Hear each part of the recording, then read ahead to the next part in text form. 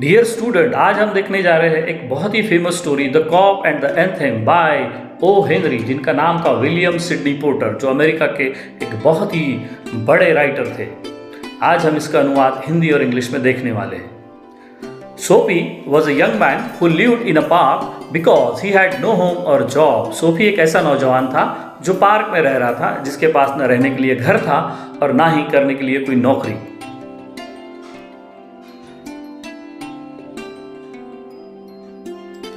Winter was round the corner. The trees had began shedding their leaves. Winter, सर्दियाँ शुरू हो गई थी, सर्दियों का महीना शुरू हो गया था और अब पत्ते पेड़ों से झड़ने लगे थे, पतझड़ का मौसम आ गया था। Sophie realized that he would need a warm, comfortable place to stay in. Sophie ने महसूस किया कि अब उसे रहना है ऐसे जगह जो उसके लिए बहुत सुरक्षित हो, गर्म हो, ताकि वो अपने आप को विंटर से बचा पाए। He thought the prisoners on Blackwell's Island would be the best place to spend winter. उसने ये महसूस किया कि ब्लैकवेल आइलैंड का जो जेल है वो उसके लिए सबसे सुरक्षित जगह है इस सर्दियों में। He could stay at the shelter, but he did not like answering personal questions. वो उस घर में रहता तो था, लेकिन वो कोई निजी सवालों के जवाब नहीं देता था, बहुत खामोश और गमगीन था। At the prison, he was assured, offered food, a bed during the 3 cold winter months. Prison में, जेल में उसको यकीनन खाना मिलने वाला था और सोने के लिए भी अच्छा नर्म बिस्तर मिलने वाला था, जो विंटर अब 3 महीने रहने वाला था। After all, for years it had been his home during the winter month. कई सालों से वो अपने घर में रह रहा था, लेकिन अब उसके पास कोई घर नहीं था, अब जेल ही उसका घर था। Sophie began planning way to get arrested so that he was sent to prison. Sophie plan कर रहा था, मंसूबा बना रहा था कि कैसे उसको पुलिस पकड़ ले और वो जेल में जाए, ताकि वो जेल में आने वाली सर्दियों को आराम से बिता सके। He decided to have dinner at a popular restaurant. उसने महसूस किया कि उसको एक अच्छे रेस्टोरेंट में जाके खाना खाना चाहिए। And then apologize for not having money to pay. और फिर वो माफ़ी मांग लेगा क्योंकि उसके पास तो बिल अदा करने के लिए पैसे भी नहीं हैं। The restaurant staff would call policemen and get Sophie arrested. Restaurant का जो मालिक होगा या स्टाफ होगा वो पुलिस को फोन करके बुलाएगा और सोफी को जेल में डाला जाएगा। The judge would then sentence Sophie to 3 months in prison. और जो न्यायाधीश होंगे वो सोफी को लगभग 3 महीनों का जेल की सजा सुनाएंगे। With this plan in mind, Sophie entered a famous restaurant on Broadway. इसी प्लान और मंसूबे के साथ, विचारों के साथ, सोफी उस रेस्टोरेंट में पहुंचा था जो ब्रॉडवे पर था। But the head waiter notice Sophie's torn shoes. लेकिन जैसे ही वो एंटर हुआ, वहां के हेड वेटर ने नोटिस किया कि इस आदमी के जूते काफी फटे हुए लग रहे हैं। कपड़े तो अच्छे थे, but the shoes are torn and the pants and sent him out on the restaurant. Disappointed, Sophie began thinking of another plan. Sophie फिर नाकाम हुआ, disappointed हुआ और सोचने लगा कि अब क्या प्लान बनाया जाए जेल में जाने के लिए।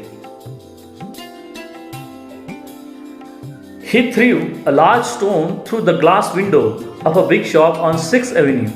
6th Avenue रोड पर जो एक बड़े सा शोरूम था, उसके ग्लास विंडो पर उसने एक बड़ा सा पत्थर दे मारा।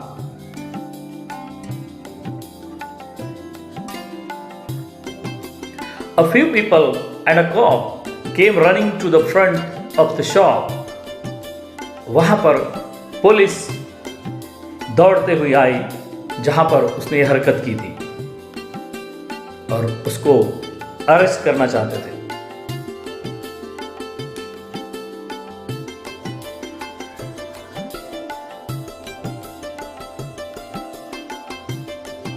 He confessed that he had shattered the glass window. उसने ये कबूल किया कि उसी ने उस ग्लास विंडो को तोड़ा था। But the cop refuse to believe Sophie. लेकिन जो पुलिस वाला था वो सोफी पर शक नहीं कर रहा था, उसने इस बात को इनकार किया। इंस्टीड, क्योंकि वहां से the cop chase a man running on the street, वहां से एक आदमी दौड़ता हुआ जा रहा था, तो पुलिस वाला उसके पीछे दौड़ा, ये सोचकर कि वही शख्स है जिसने ग्लास विंडो को तोड़ा है। Once again Sophie was heart broken, फिर से सोफी का दिल टूट गया।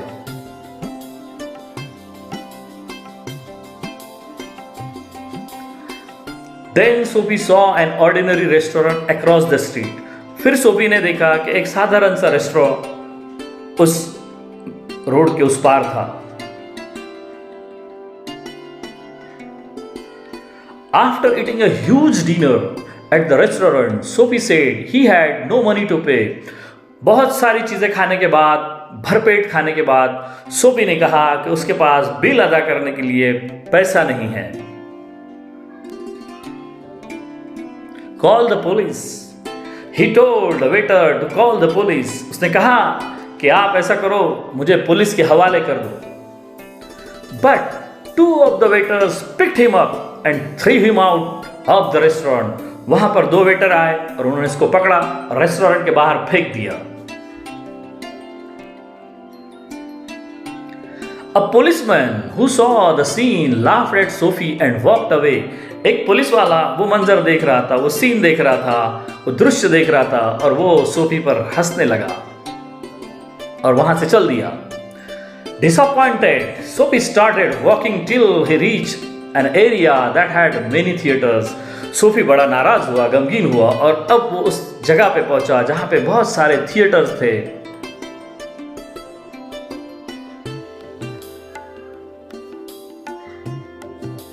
He began shouting loudly as if he was drunk. वो वहां से जोर जोर से चिल्लाने लगा जैसे कि वो शराब पीकर है। He even danced and cried out. वो वहां नाचने लगा और जोर जोर से चीखने लगा, चिल्लाने लगा। Watching his behavior, a policeman dismissed him as a college boy. वो मंजर देखकर पुलिसमैन ने समझा कि कोई कॉलेज लड़का स्टूडेंट है जो ये मस्ती कर रहा है, उसने उसको पकड़ा। Who was allowed to shout? Sophie was sad, thinking that it didn't seem like he wouldn't be sent to prison after all. Sophie को ऐसा लगा कि वो ऐसा शख्स नहीं नजर आ रहा जिसको जेल भेजना चाहिए।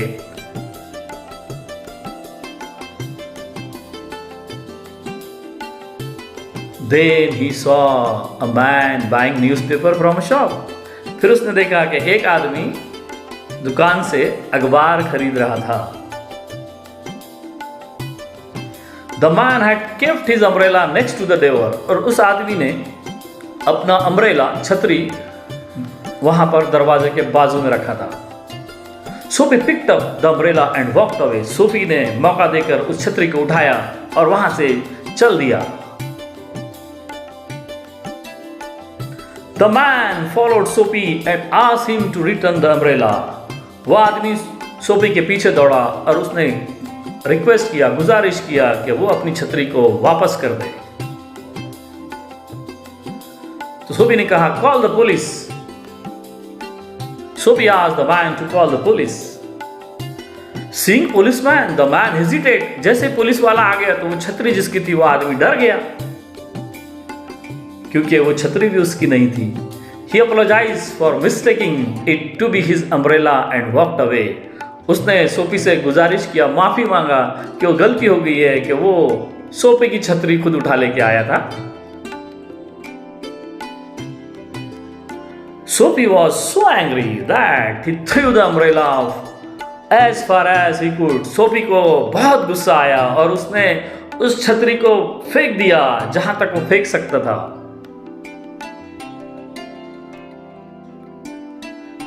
Tired and disappointed, Sophie started walking back to his seat in the park. Sophie ये सारी हरकतें करने के बाद में बहुत डिसअपॉइंटेड हुआ, नाराज हुआ, गमगीन हुआ और फिर वो हल्के हल्के कदमों से अपने सीट पर जाकर बैठा जहाँ पर वो पार्क में बैठा करता था। On the way, he stopped at a house in a quiet corner. कुछ देर बाद उस रास्ते पर वो एक जगह रुक गया। एक घर उसको नजर आया जो बहुत ही खामोश लग रहा था। This was his childhood home, ये वही घर था जहाँ पर सोफी का बचपन गुजरा था। He could see a soft light shining through a window, वो देख रहा था कि उस घर में एक कूल सॉफ्ट लाइट जल रही है। The beautiful music floating out of the house made Sophie nostalgic, और उस घर से निकलने वाली खूबसूरत संगीत की तरंगे सोफी को अपने इतिहास में ले जा रही थी। He remember the happy day at home with his mother and his friend, उसको अपना बचपन याद आया, उसको अपने खुशहाल दिन याद आए। The golden days, happy days at his home with his mother and friends. He thought of the good life he had led then, उसने सोचा कि अब वो अपनी सब आवारागर्दी बंद करके एक अच्छे नागरिक की तरह जीने वाला है।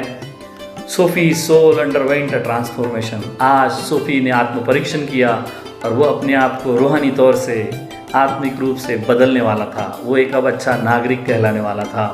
ही realise how he had waste his time chasing wrong desire, उसने महसूस किया, फील किया कि उसने बहुत सारा वक्त अपना ज़ाया कर दिया है गलत चीज़ों के पीछे, गलत ख्वाहिशों के पीछे भागकर। He was filled with fear, remembering how he had lost all his willpower and hope.